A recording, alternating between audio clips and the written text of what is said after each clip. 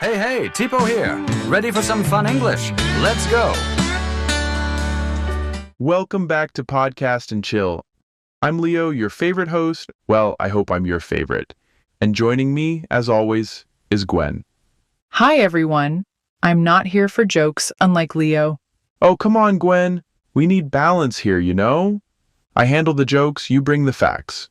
Fair enough. Speaking of which, do you remember that community post where we asked everyone for podcast topic ideas? Of course. Any interesting suggestions? Oh yeah, lots. But one topic kept popping up more than others. Let me guess. How to laugh at Leo's jokes. Close, but no. It's how to become the best version of yourself. That makes sense. Yeah, but honestly, the best version of myself? That's a lot of pressure. Well, today we're going to help everyone figure out how to take those first steps, even if it's not perfect. I like that. So, sit back, relax, and let's get into how to become the best version of yourself without all the pressure. Oh, and don't forget, we've prepared a free PDF with tips and resources to help you on your journey. Make sure to click the link in the description and, most importantly, make a copy so you can edit it yourself.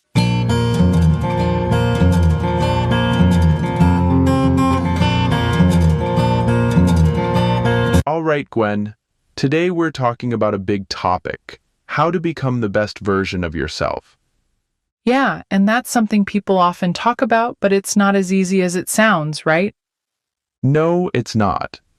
A lot of people think it's just about setting goals, but there's a lot more to it. True. And I think the first step is self-reflection, taking time to really understand yourself. Right?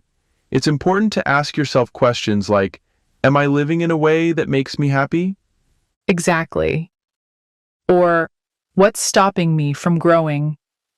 Research from Harvard University shows that people who regularly reflect on their actions tend to make better decisions. That's because they're more aware of what they need to improve. Reflection? Sure. But isn't action just as important?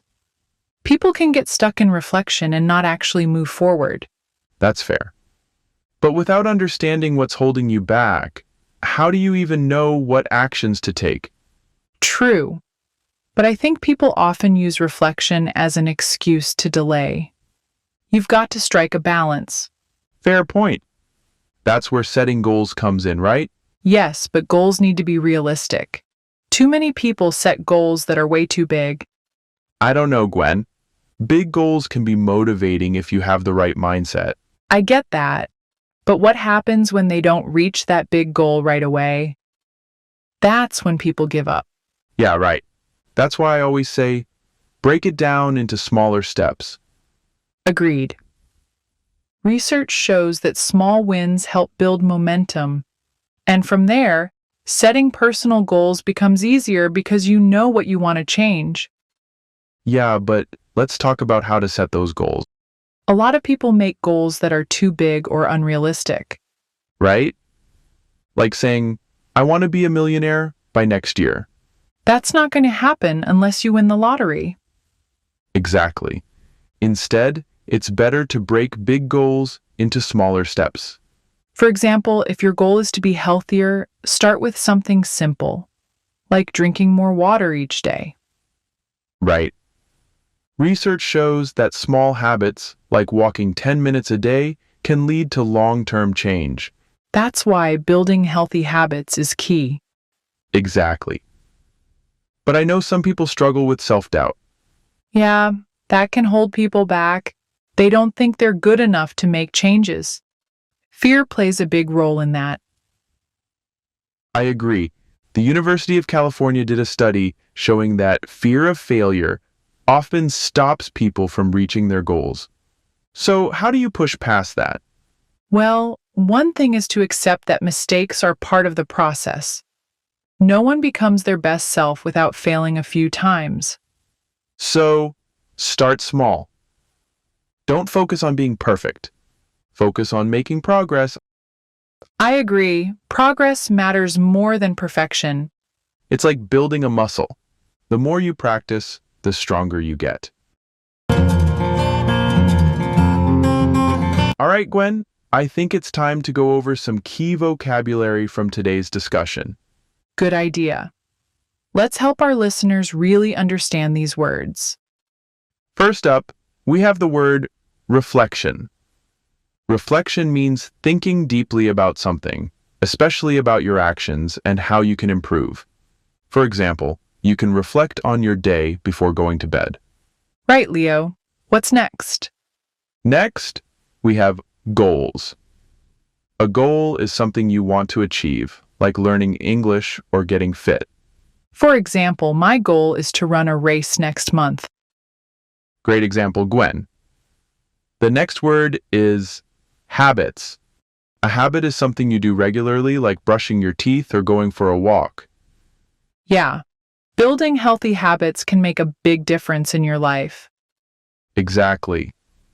Next up is fear. Fear is the feeling of being scared or worried about something, like failing or trying something new. Last but not least, we have progress. Progress means moving forward or improving in something, even if it's little by little. Like when you practice English every day, you're making progress even if you don't notice it right away. So, Gwen, we've talked about goals and reflection. But let's dive into something equally important, continuous learning. Absolutely. The journey of becoming your best self doesn't end with setting goals. It's a lifelong process. Right? There's actually research from Stanford University that shows people who adopt a growth mindset are more likely to succeed. A growth mindset means believing you can improve through effort rather than thinking your abilities are fixed. That's really important. It's easy to get stuck thinking, I'm just not good at this, and then never try again. Exactly. But if you believe you can get better, you'll keep pushing yourself even when things get tough. That's true for anything in life, not just work or school. Totally. And there's research from the American Psychological Association showing that people who keep learning new things, even later in life, tend to be happier. It makes sense, right? Learning keeps your brain active and gives you a sense of accomplishment. Absolutely. It also opens doors to new opportunities, whether it's a new job or just a new hobby. And here's an interesting study. Research from the University of Texas found that people who continue learning into older age reduce their chances of cognitive decline. That's pretty powerful. So learning doesn't just improve your skills, it helps keep your mind sharp too. Exactly. So, what's your approach to continuous learning, Gwen? I try to learn something new every day, even if it's small, like reading an article, trying a new recipe, or watching a documentary. That's great. I think it's all about being curious and open to new ideas. Exactly. And when you're open to learning, it's easier to adapt to changes in life. So, what about our listeners? How do you stay curious and keep learning? And what's something new you've learned recently? Share with us in the comments. Another thing that can really help personal growth is surrounding yourself with positive people. Oh, definitely. The people around you have a huge influence on your mindset and motivation. Right? If you surround yourself with people who encourage you, you're more likely to keep going. But if you're surrounded by negativity, it's really hard to stay motivated. That's why it's so important to choose your influences carefully. There's a famous quote that says, "You are the average of the 5 people you spend the most time with." And that's true, whether it's in your personal life or your career. So think about who you're spending your time with. Are they helping you grow? Or are they holding you back? Share your thoughts with us in the comments. All right, Gwen, I think it's time to go over some key vocabulary from today's discussion. Sure, Leo. Let's make sure our listeners understand these words clearly. First up, we have mindset.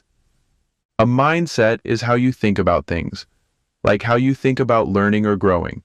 Right? If you have a positive mindset, you believe you can improve with time and effort.